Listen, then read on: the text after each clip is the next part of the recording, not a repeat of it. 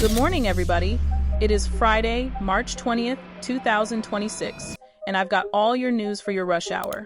We're diving headfirst into the Justin Baldoni versus Blake Lively saga, and we're also going to talk about Rebel Wilson. How are these two connected? It's a tale of PR companies, lawyers, and some pretty wild David versus Goliath entertainment lawsuits. First up, there's a real chance the judge might have already thrown out Blake Lively's case by the time you hear this.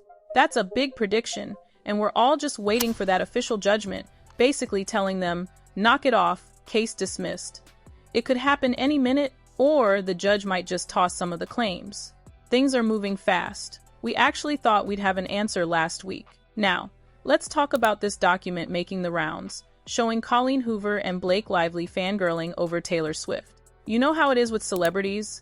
Gotta play it cool, but behind the scenes, everyone's freaking out. It's starstruck behavior. It's in our bones. So, Blake apparently wrote, and this is a bit convoluted, I wish his agent knew this is entirely about Justin. Not that it matters, but it hurts my feelings for me and infuriates me as someone who has been held within your immense strength that she would say to your face that it's not me and not you asking for what's right and fair. Colleen, Hoover's response, which she claims she texted, was epic. If she said it to my face, she would have gotten clocked. Instead, she got blocked. She even joked Taylor Swift should use that line. Honestly, it's pretty catchy. Blake then went on to say, onward, F the attention these people get out of our happy lives. Which got me thinking, is Blake's life truly happy? There seems to be this low-level bitterness, maybe a little hate. The industry can definitely do that to you. She also mentioned getting a letter from Lisa, her post-production supervisor, filling her heart. We've also seen Blake's supporters coming out, like Paul Feig, who was at an Oscars party discussing his support for her. He said, Blake is great. She's just soldiering on. She's such a great mom, and that's the biggest part of her life. She continues to be wonderful, their kids are great, and she has a happy marriage. That happy marriage comment really stood out. It almost felt like a PR tactic, protesting a little too much. Imagine someone asking, hey, how are you doing? And you immediately respond, my marriage is great, totally fine. It just makes you wonder. They want us to believe everything's wonderful, but we'll have to see if she's still happy after this judge's ruling. Speaking of that ruling, I heard a clip from Teresa Campion, an Ivy League-educated lawyer, who has a strong prediction. She believes the judge in the Justin Baldoni case is going to do something extremely rare, grant summary judgment in its entirety, and dismiss all of Blake Lively's claims against Justin Baldoni. Teresa collects facts like snacks, and she thinks the judge will tell Blake, nothing to see here, case dismissed. Teresa explains that the judge has to decide if there are enough facts for a jury to conclude that Justin Baldoni sexually harassed Blake Lively and retaliated against her. Blake's initial complaint acknowledged that Wayfarer and Sony took her claims seriously, had a meeting, and addressed all concerns. Crucially, they all admit there were no sexual harassment incidents after that meeting. One of the key elements of proving sexual harassment is that the employer knew and did nothing, and by their own admission, that element isn't met here. Furthermore, the conduct needed to be severe or pervasive enough to prevent her from doing her job. Yet, if you look at her PGA letter, she was not only able to do her job, but also jobs she wasn't even hired to do. So, based on Blake Lively's own documents and statements, Teresa believes there's no legal way a jury could conclude Justin Baldoni sexually harassed her.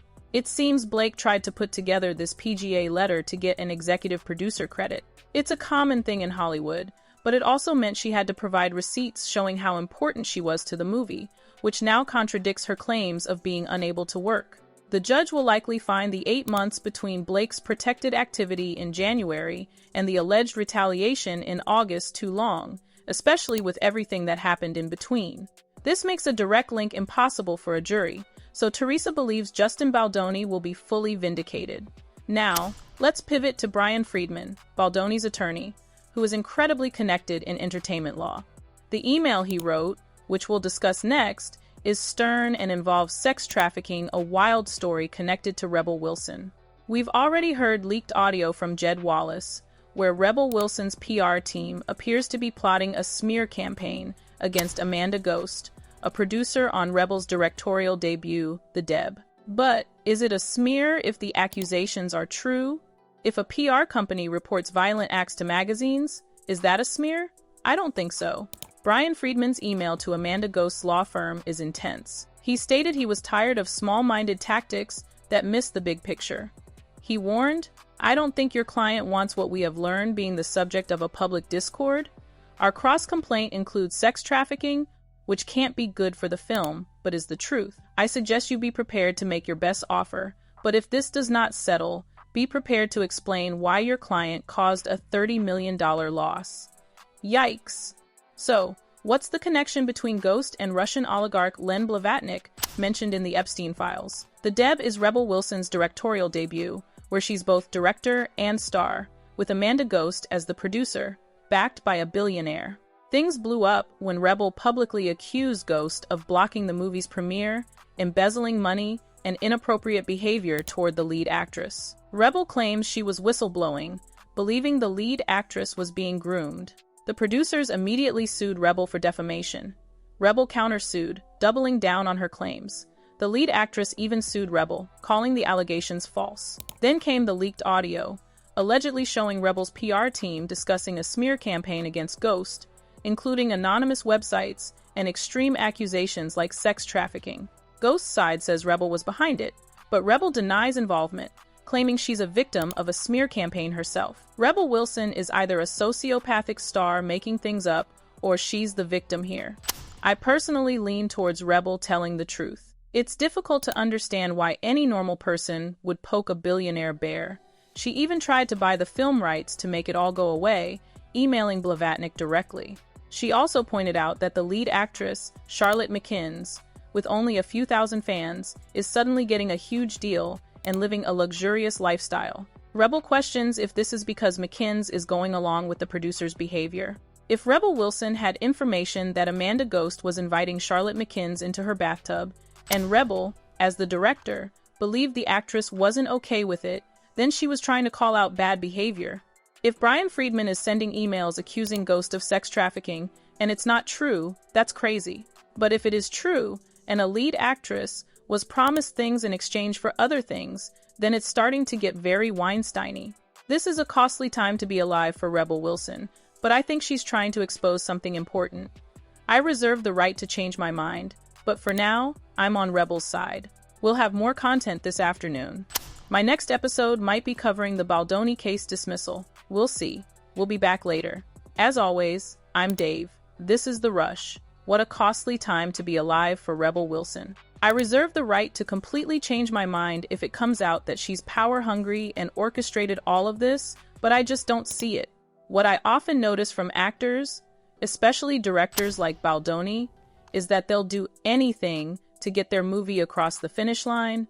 You spend years in pre-production, getting funding, casting, all the things you need to do.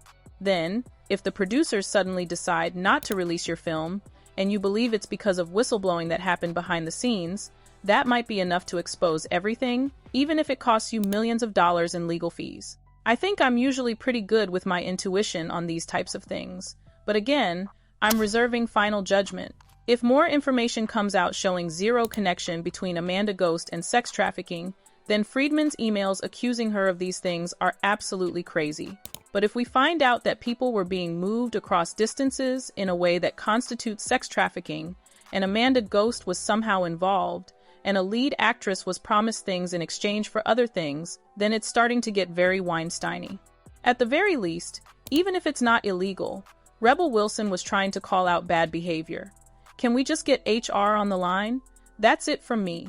We'll have more content this afternoon. My next episode might cover the Baldoni case being dismissed or not. We'll have to see if that prediction comes true. We'll be back later.